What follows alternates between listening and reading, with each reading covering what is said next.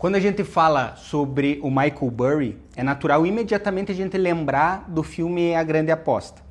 Ele é um investidor extremamente focado em números e ele analisa dados e através disso ele enxerga falhas na estrutura antes que os demais percebam que elas existem. Ele se tornou um símbolo, um personagem da cultura financeira justamente por isso, pela capacidade de identificar distorções escondidas em alguns detalhes que o mercado prefere às vezes ignorar.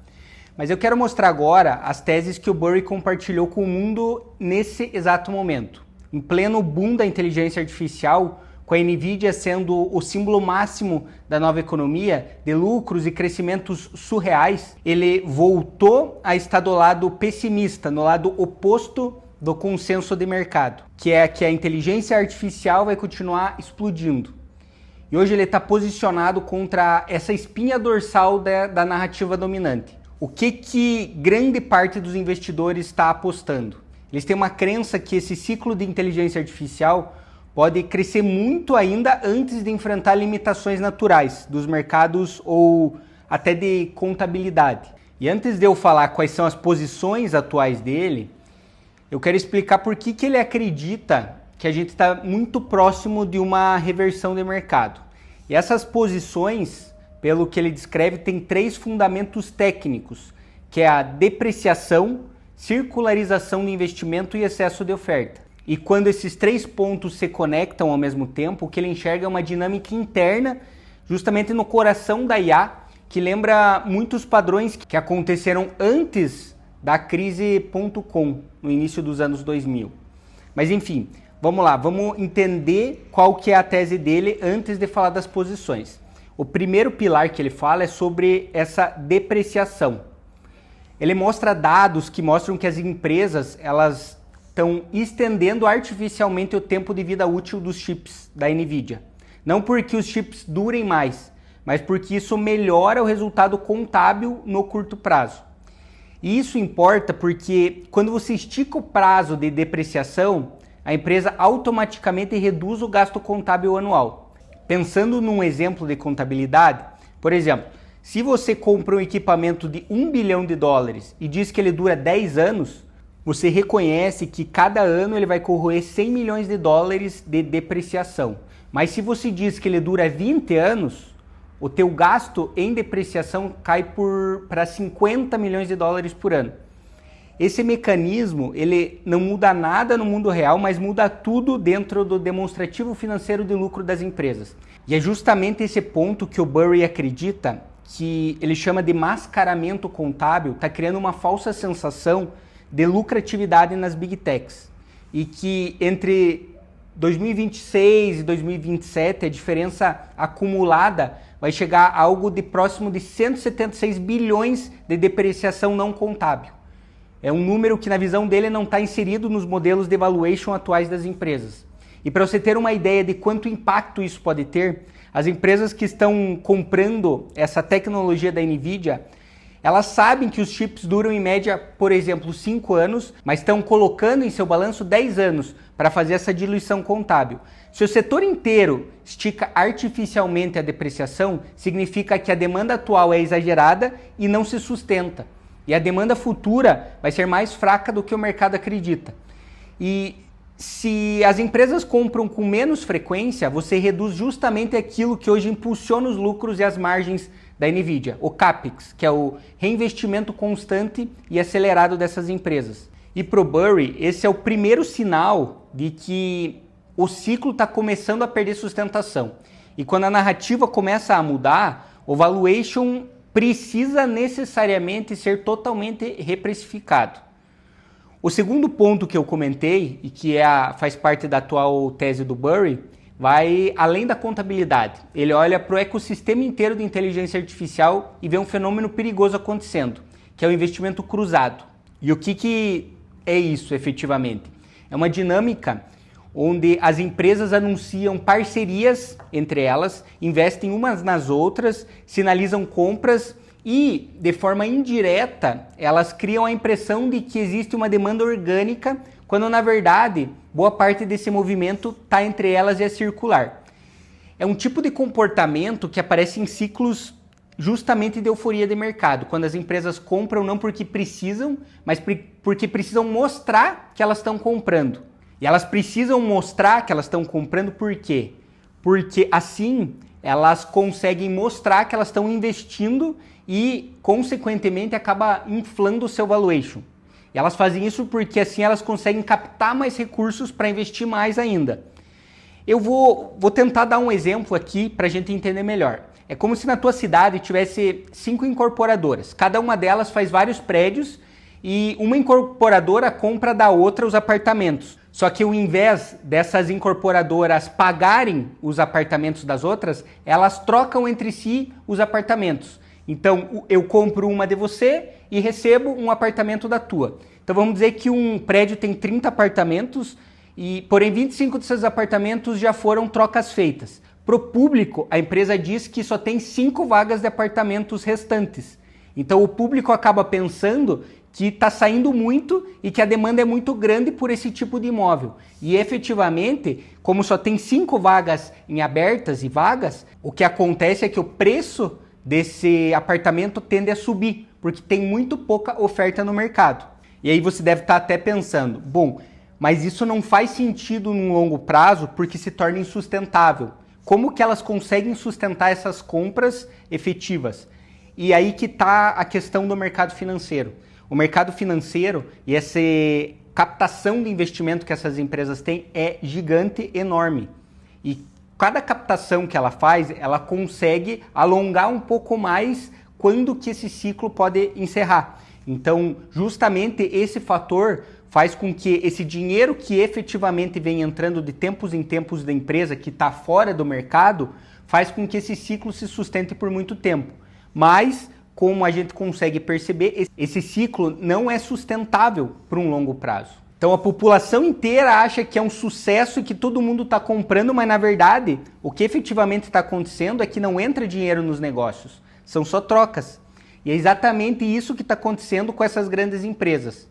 Porém, dentro do balanço dessas empresas, nesse caso que eu falei das incorporações, efetivamente esses imóveis valem algum valor. Então, no balanço, eles colocam como ativos dessa empresa.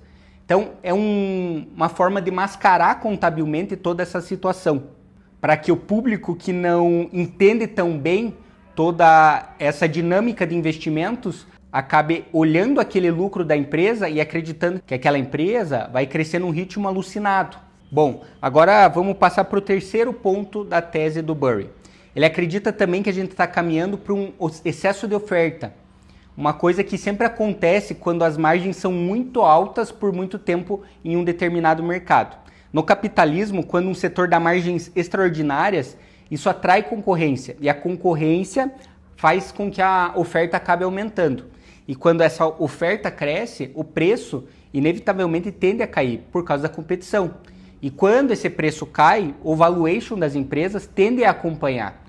Por isso a comparação central da posição dele é que a NVIDIA é muito parecida com a Cisco nos anos 2000. Para quem não sabe, a Cisco era no início dos anos 2000 o coração da infraestrutura da internet. Era a empresa que fornecia a base para tudo que estava sendo construído digitalmente. Nada funcionava sem ela, assim como hoje nada funciona sem a tecnologia de chips da NVIDIA. Mas a Cisco ela não estagnou porque era ruim, ela estagnou porque o ciclo atingiu um limite natural. Naturalmente essa oferta cresceu, competidores surgiram e as margens elas foram pressionadas para baixo, porque o crescimento extraordinário ele não vai se repetir para sempre e com margens altíssimas. Na verdade, essa é a essência do capitalismo. Você precisa estar numa constante evolução e também tem um ditado que diz que chegar até o topo é complicado, mas se manter lá é muito mais. A Cisco ela foi uma empresa muito boa por muito tempo, ela é muito tecnológica e ela ainda é muito boa. Mas o mercado percebeu que ela não ia crescer no ritmo que ele estava entendendo. E o preço da Cisco na crise de 2021 caiu 80% e nunca mais voltou ao pico. Mesmo ela ainda sendo essa empresa forte, inovadora e até muito lucrativa. E esse é o ponto central da tese do Burry. Ele não está dizendo que a NVIDIA é uma fraude, por exemplo. Não está dizendo que a NVIDIA vai quebrar. Não está dizendo que a inteligência artificial acabou. Ele está dizendo que o valuation atual é insustentável diante do que ele considera inevitável, que é essa combinação de depreciação esticada, a circularização de investimentos e esse excesso de oferta que está por vir.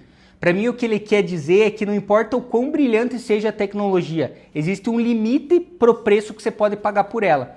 Se uma coisa está cara, simplesmente não faz sentido você comprar. Bom, sabendo dessa avaliação do Michael Burry, qual que é a posição dele efetiva apostando contra o mercado? Ele está apostando que tanto a Nvidia quanto a Palantir vão passar por um processo de reprecificação profunda nos próximos 1 a 2 anos. E para entender a magnitude disso, a gente precisa olhar para cada uma das opções que ele comprou. Ele comprou puts, ou seja, ele está usando de derivativos para conseguir maximizar os lucros desse racional que ele usa, caso o mercado for na direção que ele imagina. E ao mesmo tempo, essas puts, ele minimiza os danos caso o mercado continue subindo. A posição em Nvidia hoje é uma posição que vence em dezembro de 2027 somente, e ele acredita que a Nvidia vai estar abaixo de $110 nessa data. Como ele acredita que vai ser uma reprecificação grande, vamos dizer que a Nvidia caia 80% do valor atual, que é $184. Ela iria para próximo de $35. E só para você ter uma ideia, falar, nossa, é impossível a Nvidia cair 80%. Se você for analisar a crise de 2022, que ninguém fala, não teve um crash específico. O mercado ele caiu durante o ano de 2022 e o S&P teve uma queda aproximada de uns 20 a 25%. Ações como Tesla, Meta, Nvidia caíram cerca de 70%.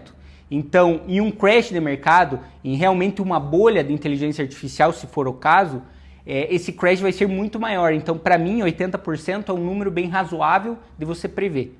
Então, a posição dele, ele está comprado em 10 mil puts, porém cada lote dessas puts representa 100 ações. Ou seja, ele está exposto a 1 milhão de ações em exposição. Se o mercado vai na direção que ele acredita, ele vai ganhar pelo menos uns 75 milhões com essa posição, com a queda de 80% que eu falei. E é assim que o Burry transforma uma leitura macro que ele tem numa operação que pode virar centenas de milhões de dólares. E ele tem tempo para isso, porque é só no final de 2027. Se a gente for falar da Palantir, que é a outra operação dele, é o mesmo racional de operação, mas com uma exposição em 5 milhões de ações. Só que é para janeiro de 2027 e tem um strike de $50. Nessa empresa, ele acredita que a queda deve ser extremamente brutal, tipo, provavelmente em torno de 90%, por causa justamente da precificação exagerada dessa posição. Todas essas opções que ele tem um vencimento longo para que a tese dele amadureça com o tempo. E todas essas estruturas que ele faz são basicamente uma pólvora de longo prazo, esperando um momento que a realidade operacional das empresas vai bater de frente com a realidade e com essa euforia do mercado. Se a Nvidia fizer um movimento semelhante ao da Cisco nos anos 2000, vamos dizer uma queda de 60%, 80%, o valor dessas puts se multiplica por 20, 40, até 70 vezes, dependendo da volatilidade que esteja no momento dessa posição. Se a Palantir acompanha esse movimento, o efeito combinado pode transformar alguns milhões investidos em centenas de milhões, ou até mais, dependendo da profundidade dessa correção. Essa é a essência da operação com risco limitado e ganho explosivo. Ele está se protegendo de uma coisa que ele acredita ser inevitável e já visível nas entrelinhas dos balanços delas. Apenas o público em geral, os investidores não perceberam isso. Então você não precisa apostar como ele, mas precisa entender o princípio por trás de tudo isso, que grandes crises destroem portfólios que não estão preparados. E quando uma narrativa de mercado desmorona, os ativos mais celebrados são os que mais sofrem. Então por isso, se você quer construir proteção real para a tua carteira, seja para blindar o patrimônio ou buscar assimetria de forma inteligente, eu deixei um formulário aqui na descrição. Você pode preencher e eu entro em contato pessoalmente para entender o teu cenário, teu patrimônio, teus objetivos e te dar uma ideia como você pode estruturar uma carteira que não dependa de uma única narrativa para sobreviver. A gente precisa lembrar sempre que o mercado ele premia quem se antecipa aos movimentos, não quem reage a eles. E proteção não é medo específico, é uma estratégia de carteira em si. Eu vou deixar alguns vídeos aqui, caso você tenha interesse em continuar se aprofundando nos conteúdos, e também eu vou pedir para você curtir o vídeo e se inscrever no canal. Um abraço!